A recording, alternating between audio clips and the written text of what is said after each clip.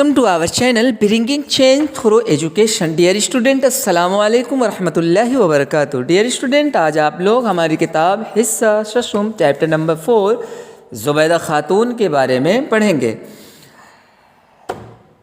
ज़ुबैदा खातून का एक चैप्टर जो है, इस चैप्टर के ज़रिए से कुछ समझाया गया है, कुछ बताया गया है.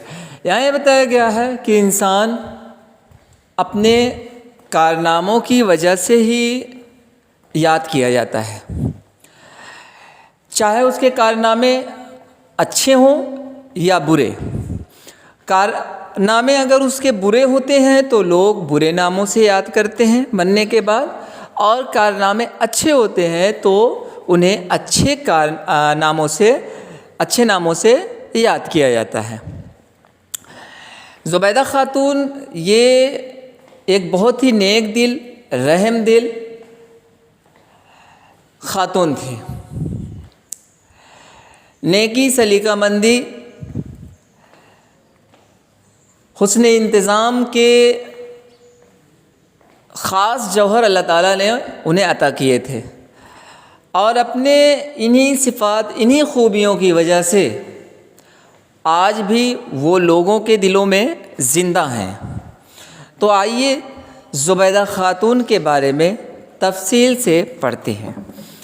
अब्बासी खलीफा हारून रशीद की बेगम ज़ुबैदा खातून का नाम अब तक उन कारनामों की बदौलत ज़िंदा है जिनसे ज़ुबैदा के ज़माने में अल्लाह के बंदों ने खूब फ़ायदा उठाया.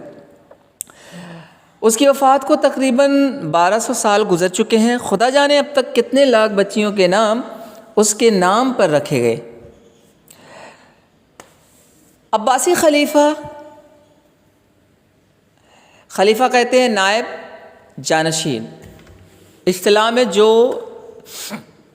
मुसलमानों की जानशीनी करते हैं उन्हें खलीफा कहते हैं.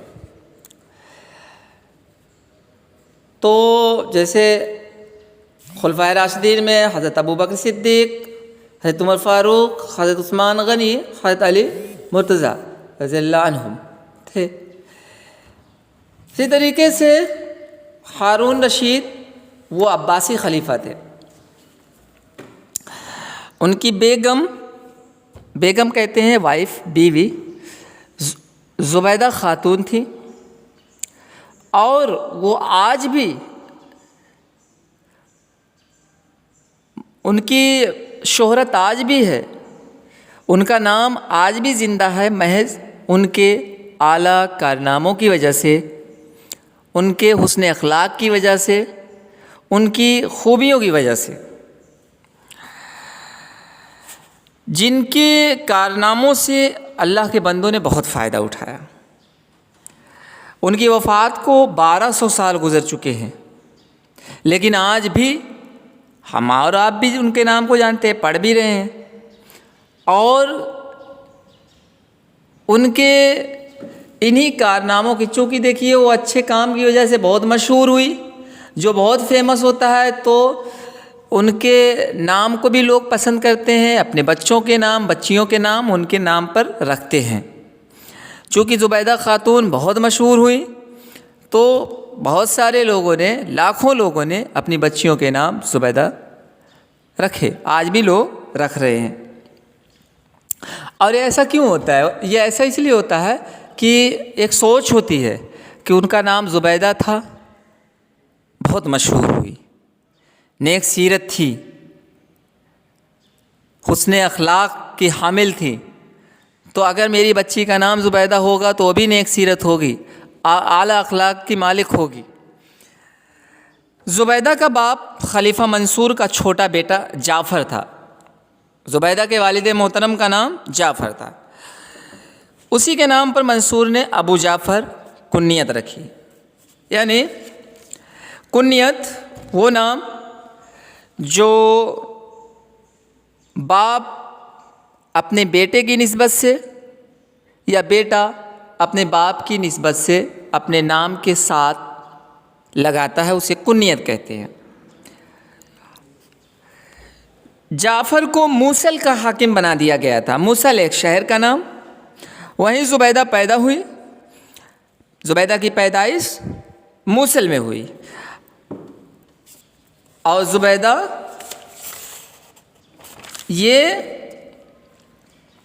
کون تھی؟ ہارون رشید کی بیگم تھی۔ ان کے والد محترم کا نام کیا تھا؟ جعفر تھا، اور جعفر کی سودے پر فائز تھے، موصل کے حاکم تھے، امیر تھے۔ زبیدہ کا اصل نام امۃ العزیز تھا، لیکن 2-3 برس کہتے ہیں سال، 2-3 سال کی تھی کہ باپ نے وفات پائی، ان کے ابو جان کا انتقال ہو گیا۔ دادا نے یتیم بچی اور اس کی والدہ کو بغداد بلا لیا، بغداد شہر کا نام ہے، تو دادا نے ان کی پرورش کی بغداد میں بلا کر۔ بچپن میں دادا پیار سے بچی کے دونوں ہاتھ پکڑ کر ہلاتے، زبیدہ زبیدہ کہتے، ہے نا؟ جیسے اپنے یہاں بھی ننی، منی، چنی، منو یہ سب نام ہوتا ہے نا، پیار سے بلاتے ہیں۔ گڑیا کہتے ہیں نا، اب گڑیا گڑیا پیار سے کہتے ہیں، وہ نام بن جاتا ہے، نام کے حصہ بن جاتا ہے، لوگ اصل نام بھول جاتے ہیں، وہی نام یاد رکھتے ہیں، اسی نام سے وہ پکارا جانے لگتا ہے یا پکاری جانے لگتی ہے۔ تو دادا پیار سے زبیدہ زبیدہ کہتے، کھلاتے تھے، ہاتھ پکڑ کے ہلاتے ٹہلاتے، تو زبیدہ زبیدہ کہتے۔ عربی میں رئی کو زبیدہ کہتے ہیں۔ اور رئی کیا ہے؟ جس سے دہی کو بلو کر مکھن نکالا جاتا ہے۔ آپ نے دیکھا ہوگا مکھن نکالتے وقت کہ مکھن کس طریقے سے نکالتے ہیں۔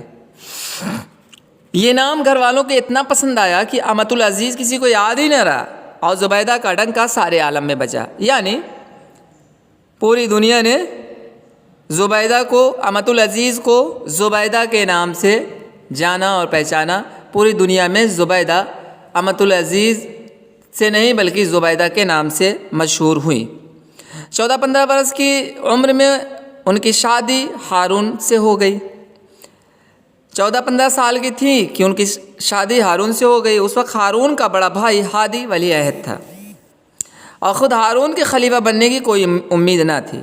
اس وقت ہارون کا جو بڑا بھائی تھا وہ ولی عہد تھا، اور ہارون کے خلیفہ بننے کی کوئی امید نہ تھی، مگر تھوڑی ہی مدت میں ہادی نے وفات پائی۔ اتفاق کہ تھوڑے ہی مدت میں ہادی کا انتقال ہو گیا، اور ہارون مسند خلافت پر بیٹھا اور زبیدہ ملکہ بن گئی۔ اس طرح ہارون وہ خلافت کے تخت پر بیٹھا، خلافت کے عہدے پر فائز ہوا، اور زبیدہ ملکہ بن گئی۔ ہارون اور زبیدہ کی محبت ضرب المثل بنی ہوئی۔ ضرب المثل کہتے ہیں کہاوت، یعنی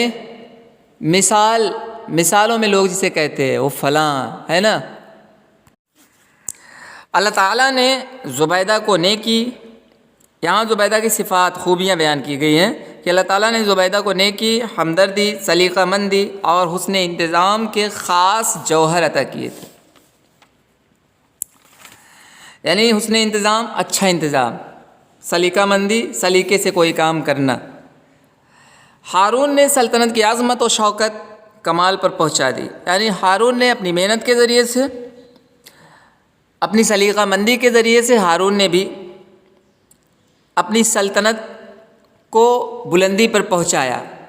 ہارون کی سلطنت نے خوب ترقی کی ہارون کے دور خلافت میں۔ زبیدہ نے محل کے انتظام میں وہ شان پیدا کر دی جو پہلے کسی نے نہ دیکھی، اور زبیدہ چونکہ ہارون کے ساتھ ساتھ رہتی تھی، اور ہارون اور زبیدہ کی محبت ایک مثال بھی تھی، جیسے ممتاز اور شاہجہاں کی محبت، اور شاہجہاں نے ممتاز کی محبت میں ایک یادگاری عمارت تاج محل کی شکل میں بھی بنایا، جسے آج بھی لوگ یاد کرتے ہیں اور دیکھنے جاتے ہیں۔ ویسے ہی ہارون اور زبیدہ کی محبت تو تھی ہی۔ اب جب اتنی محبت ہوگی تو ظاہر سی بات ہے بیوی کا شوہر کا پورا سپورٹ رہے گا شوہر کے لیے، تو اس سپورٹ کی وجہ سے انہوں نے محل کے انتظام میں وہ شان پیدا کر دی جو پہلے کسی نے، یعنی محل کے سارے انتظامات پوری سلیقہ مندی سے انہوں نے انجام دیے۔ زبیدہ کی فیاضی کا یہ عالم تھا کہ کوئی بھی سائل اس کے دروازے سے خالی ہاتھ نہ جاتا، اور زبیدہ اس قدر فیاض تھی، سخی تھی، دریا دل تھی کہ یہ عالم تھا، مطلب اس قدر اتنا زیادہ فیاض تھی۔ یہ بتایا گیا ہے کہ کوئی بھی سوال کرنے والا، چاہے وہ بھکاری ہو، مفلس ہو، جو بھی ہے، جس نے بھی زبیدہ سے سوال کیا کبھی خالی ہاتھ نہیں گیا۔ زبیدہ کے پاس 100 لوڈیاں حافظ قرآن تھیں۔ لوڈیاں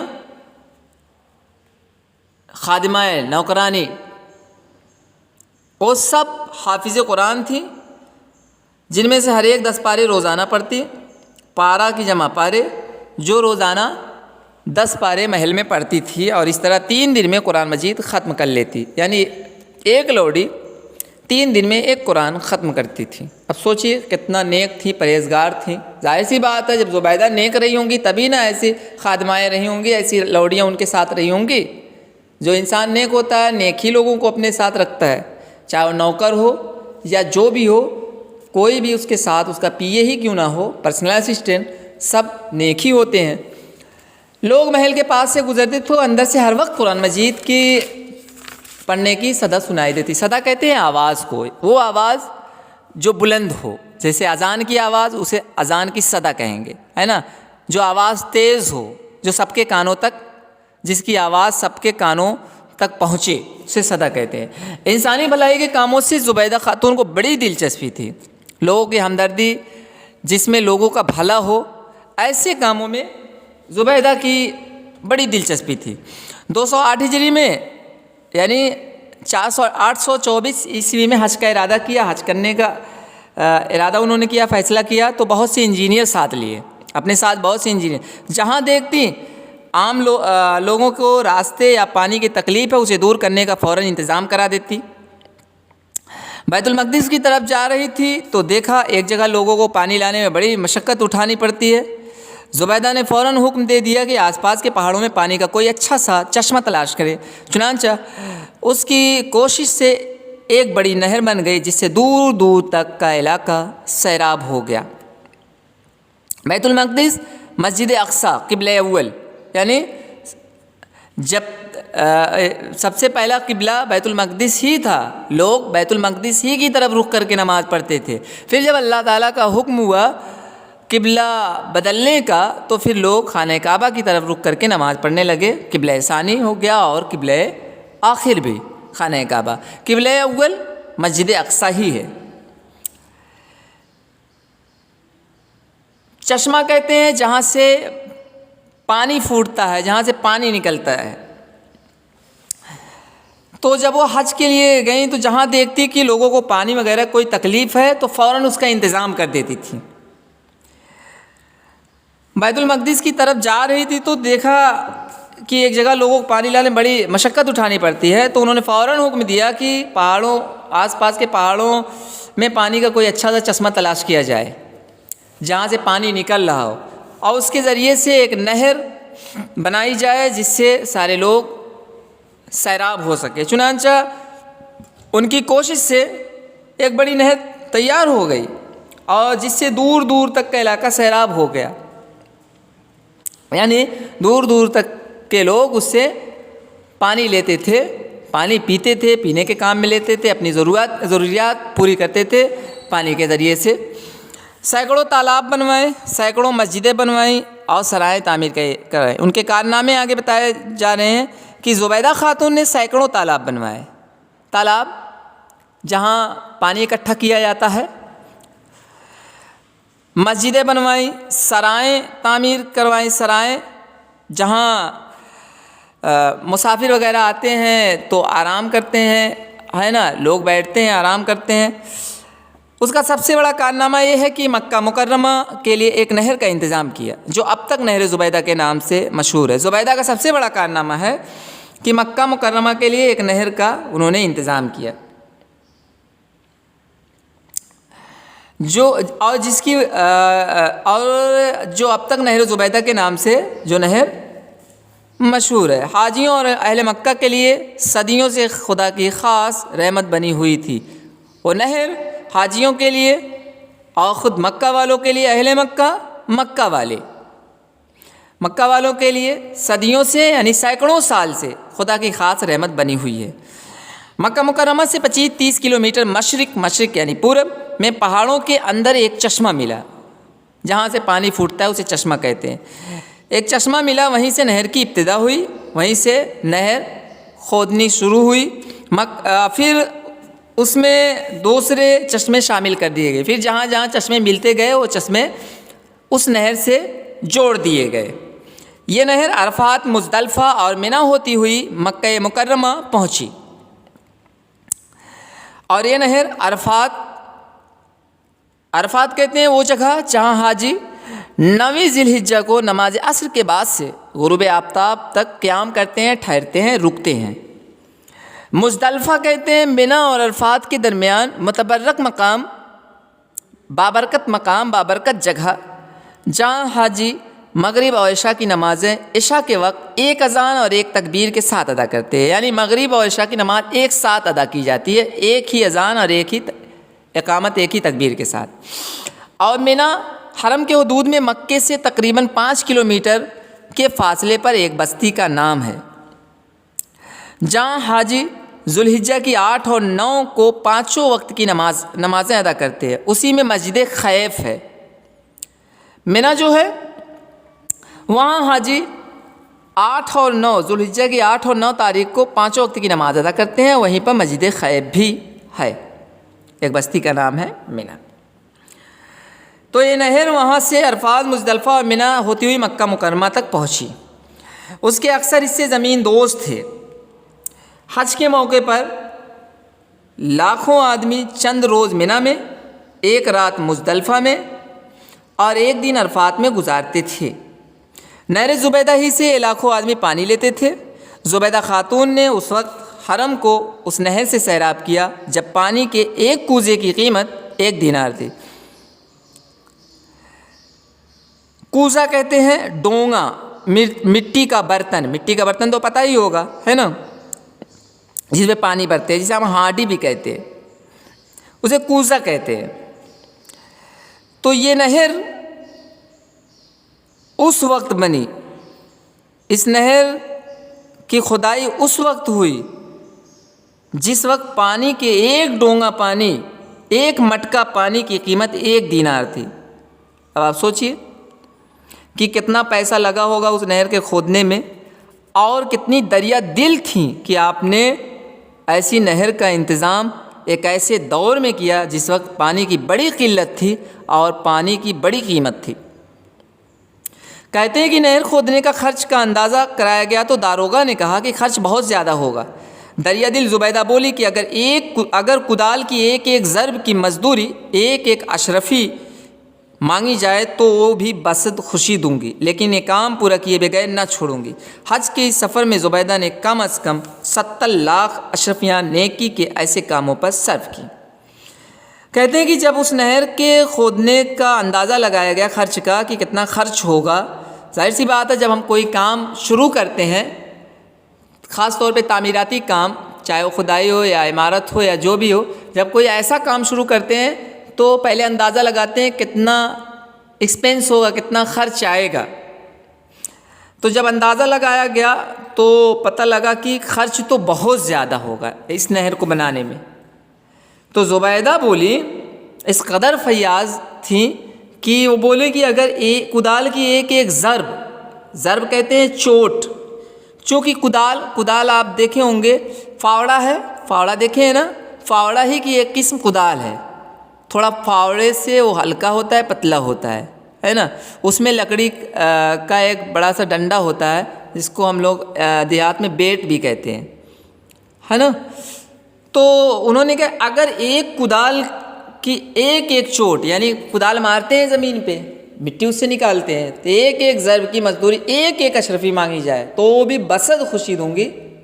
بصد یعنی ساتھ، خوشی کے ساتھ دوں گی، لیکن یہ کام پورا کیے بغیر نہ۔ انہوں نے کہا کہ چاہے کتنا ہی خرچ کیوں نہ ہو، کتنا ہی پیسہ کیوں نہ خرچ ہو جائے، جب تک یہ نہر پورے طریقے سے نہر کی کھدائی نہیں ہو جاتی، نہر بن نہیں جاتی، چین سے نہیں بیٹھوں گی چاہے کتنا ہی پیسہ کیوں نہ خرچ ہو۔ حج کے اس سفر میں زبیدہ خاتون نے 70 لاکھ اشرفیہ نیکی کے ایسے کاموں میں صرف کی، نہر بنوانا، پانی کا جگہ جگہ انتظام کرنا، مجبوروں کی مدد کرنا، اس طریقے کے کاموں میں حج کرنے گئی تھی تو 70 لاکھ اشرفیہ خرچ کی۔ یہ لوگ تھے جنہوں نے خدا کی نعمتوں کا شکر، ہاں ایک لفظ بھول گیا، سیراب کرنا، پانی سے بھرا ہوا سرسبز و شاداب اس کو کہتے ہیں، یعنی جو پانی سے بھرا ہوا ہو اس کو کیا کہتے ہیں؟ سیراب کرنا، جس سے جہاں پانی پہنچایا جائے، جیسے کھیت ہے، کھیت میں پانی ڈالتے تو کہتے ہیں کھیت کو سیراب کر رہے ہیں، ہے نا۔ اب پیتے ہیں پانی تو کہتے ہیں پانی پی کر ہم سیراب ہو رہے ہیں، ہے نا۔ یہ وہ لوگ تھے جنہوں نے خدا کی نعمتوں کا شکر ٹھیک ٹھیک ادا کیا۔ اللہ تعالیٰ نے پیسہ دیا، دولت دی، تو اس دولت کا ٹھیک ٹھیک استعمال کیا، ایسا نہیں کہ اس پر غرور کیا، گھمنڈ کیا، اترایا نہیں، لوگوں پر ظلم کیا، ایسا نہیں، بلکہ برمحل ٹھیک جگہ اس کا استعمال کیا۔ انہوں نے خلق خدا یعنی خدا کی مخلوق، خلق کہتے ہیں مخلوق کے کاموں میں بے دریغ دولت خرچ کی، بے دریغ، بغیر کسی ہچکچاہٹ کے، بغیر کسی محبت کے، چونکہ پیسوں کا لالچ تو سب کو ہوتا ہے نا، جس کے بعد پیسہ ہوتا ہے خرچ کرنے میں، ارے کیوں خرچ کرے، 1000 روپے چلا جائے گا، لالچ ہے نا۔ نہیں، جہاں ان کو محسوس ہوا نیک لوگوں کو کہ نیکی کا یہ کام ہے، اس میں اللہ کی خوشنودی ہے، اللہ کی رضامندی ہے، تو انہوں نے مال کی محبت کو دل سے نکال دیا اور پیسے کو خرچ کیا اللہ کے راستے میں۔ اولاد کی محبت کو نکال دیا، جہاں ضرورت پڑی تو اولاد کو شامل کیا اللہ کے راستے میں۔ خود حضرت اسماعیل علیہ السلام کی قربانی کو دیکھ لیجئے، حضرت ابراہیم، پھر جنگ اور غزوات کو دیکھ لیجئے، سرایا کو دیکھ لیجئے کہ جہاں جہاں ضرورت پڑی باپ بیٹے سب شریک ہو رہے ہیں اللہ کی خوشنودی کے لیے۔ ایسا نہیں ہے وہ اپنی جان کی محبت کر رہے ہیں، اپنے مال کی محبت کر رہے ہیں، نہیں، یہ وہ نیک لوگ ہیں۔ وہ دولت کس کام کی جو چند آدمیوں کے عیش میں خرچ ہو اور جس کا سے نیکی کا کام نہ لیا جائے۔ ظاہر سی بات ہے، اللہ تعالیٰ نے دولت دی ہے، اللہ تعالیٰ نے دولت سے نوازا ہے، پھر اس دولت کو نیکی کے کاموں میں نہ خرچ کیا جائے تو پھر دولت کس کام کی؟ صرف اپنے ہی مطلب، اب وہ چاہے دولت تعلیم ہی کی دولت کیوں نہ ہو، اللہ تعالیٰ نے آپ کو علم کی دولت سے نوازا ہے، لیکن اس علم کو آپ نے لوگوں تک نہیں پہنچایا، اس علم کے ذریعے سے کسی نے فائدہ نہیں اٹھایا، تو وہ آپ کا وہ علم بیکار ہے، کسی کام کا نہیں ہے۔ جو کسی کے کام نہ آئے، چاہے وہ علم کی دولت ہو، چاہے وہ مال کی دولت ہو، چاہے وہ اولاد کی دولت ہو، یا کوئی بھی دولت ہو، وہ بیکار ہے، اس کا اگر اس سے نیکی کا کام نہ لیا جائے۔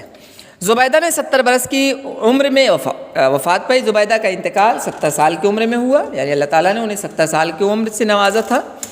صدیاں گزر چکی ہیں، یعنی سینکڑوں سال گزر چکے ہیں، مگر ایسے اچھے کاموں کی وجہ سے اس کا نام اب تک زندہ ہے، اور جو زندگی اچھے کاموں کی بدولت حاصل ہو اسے موت کا ہاتھ ختم نہیں کر سکتا۔ ماخوذ یعنی یہ کسی سبق سے لیا گیا ہے، کسی کتاب سے لیا، ماخوذ اخذ کرنا، حاصل کرنا، یعنی یہ سبق جو ہے، جو چیپٹر ہے، یہ کسی کتاب سے لیا گیا ہے، کہیں سے لیا گیا ہے۔ تو یہاں بتایا جا رہے ہیں کہ جو زندگی اچھے کاموں کی بدولت حاصل ہو، یعنی جو نام اچھے کاموں کی بدولت حاصل ہو، موت اس نام کو کبھی ختم نہیں کر سکتی۔ انسان مر بھی جائے، دنیا اسے یاد کرتی ہے اس کے اعلیٰ کارناموں کی وجہ سے، اچھے کاموں کی وجہ سے۔